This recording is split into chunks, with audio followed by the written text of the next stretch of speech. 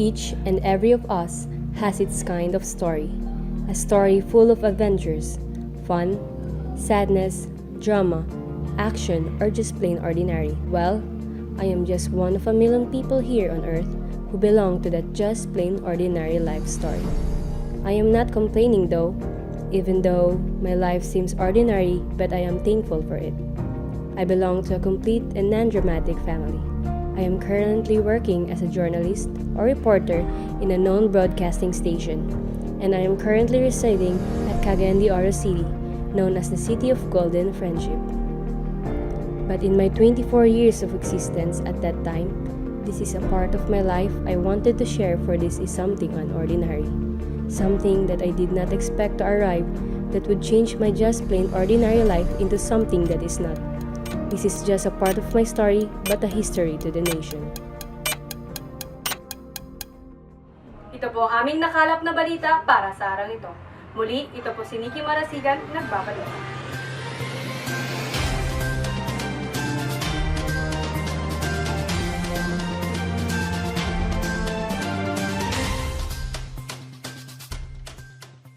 Cut!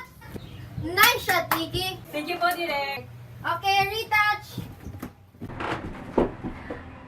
By the way, birthday ko bukas. Invited kayo. Dinner time, don't forget. Sure! Expect us at your doorstep. Sige, babiyahe pa ako eh. Bye-bye! Thank you. Bye-bye na ako. Naghihintay po ang driver niya sa labas niya. Sige, salamat. Direk, excuse me, may...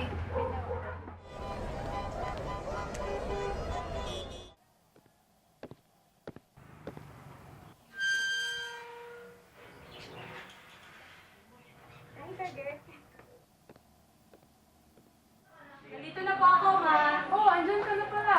Kumain ka na. Pero makakauna ka na rin.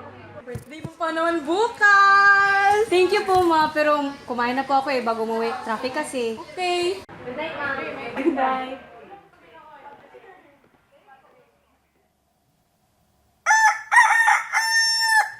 Morning. Yo, you're up late. Huh? What? What time is it? 8.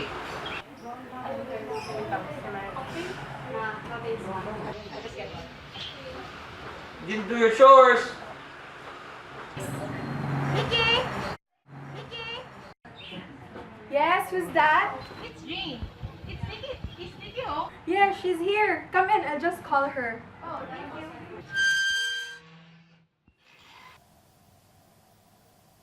Nikki! Nikita!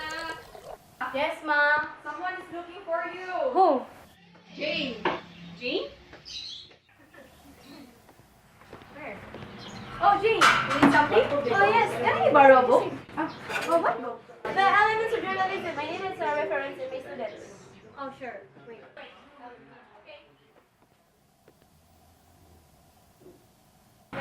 Here, Jane. Oh, thank you. I'll just return it later. Sure. Okay. Bye.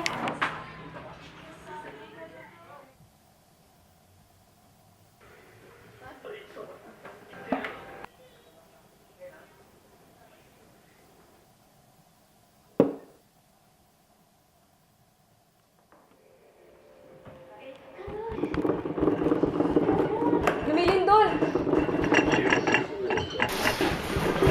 Nay, lumilindol!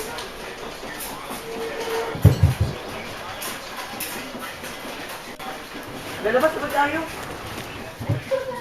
Huminto na. Paano mo nalaman? Uminom po kasi ako, Nay.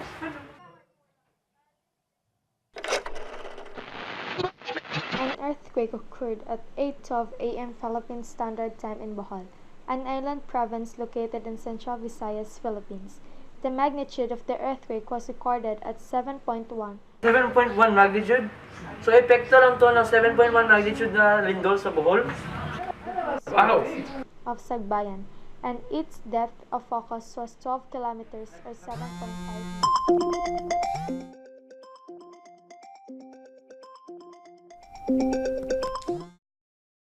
Hello? Hello, Ms. Nikki. Yes. The head officer What? said that you will be reporting the incident that happened in the Yeah, home. I'll be preparing. Fine. Where? Are you gonna go? Yes. Like, right now? Really? It's still dangerous. There could be. Mom, it's my job. I need to do it. I'll be preparing. Okay?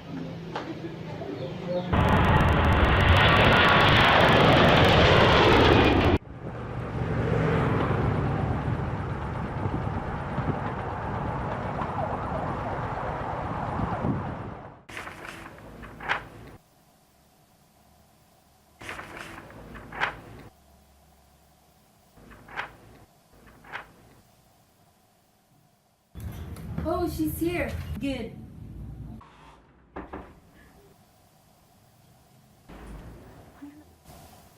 So what now, ma'am? Is this about the disaster in Bohol? Yes, this is about the earthquake. And obviously, we are the one assigned here. And we'll be the one broadcasting from here. And this is really disastrous, so brace yourself.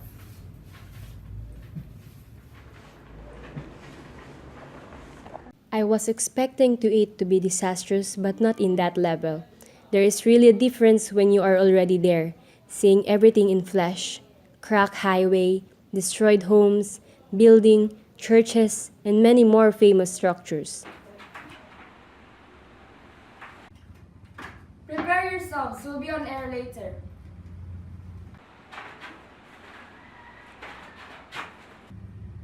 Lights, camera, action. Live mula sa Lourdes Broadcasting Network. Sa ulo ng mga nagbabagang balita. Pagyanig ng 7.2 magnitude sa Bohol, inimbestigahan na. Nakatagong fault line sa Bohol, naging sanhi ng makapinsalang lindol. Bilang ng mga patay sa Visayas, tumaas ng mahigit 161. Just like what the Boy Scouts have always been saying, laging handa. Preparedness. Ito ang Marian TV. Magandang hapon, Marians. Purihin si Jesus at si Maria. Pagyanig ng 7.2 magnitude sa Bohol, inimbestigahan na. Para sa iba pang detalye, live sa Bohol. Narito si Nikki Marasigan para sa balita.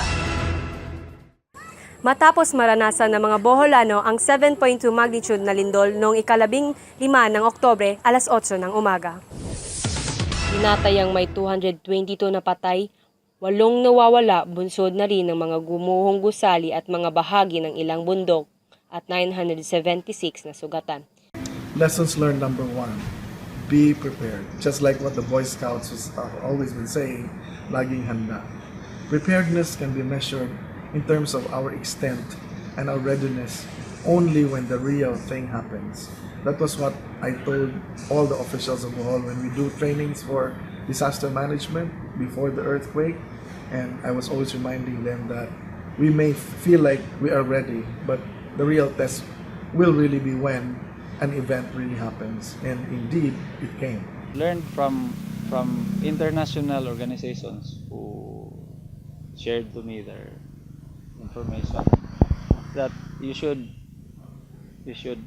create second, third responders.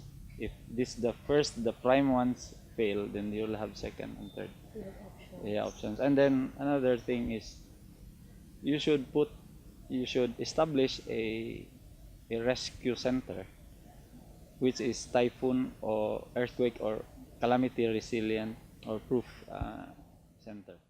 Hindi nakaligtas sa trahedya ang tanyag na Lubok Church at Badayon Church na tinaguri ang dalawa sa pinakamatandang simbahan sa bansa na ilang daang taon na rin mula nang maitatag. Hindi rin nakaligtas ang isa sa dinadayong tourist destination sa Bohol, ang Chocolate Hills na nasira din dahil sa lindol. Ito po si Nikki Marasigan, nagbabalita. Claire? Miss Nikki, natagpuan na ba ang fault line sa nasabing lindol? Ayon sa PBOX, malaki ang naging impact na lindol sa Carmen dahil dito matatagpuan ang East Bohol Fault na kung saan matatagpuan. Preparation is our weapon in happenings like this. No one is to be blamed, but this is a great lesson to every one of us. A lesson that we should inculcate in our minds to avoid future repeats of tragic happenings. This is just some of the disasters that would come. More disastrous ones could be expected. And our preparation and lessons learned are our weapon in overcoming these challenges. This is my story, a part of my life story, an ordinary one and a history to everyone.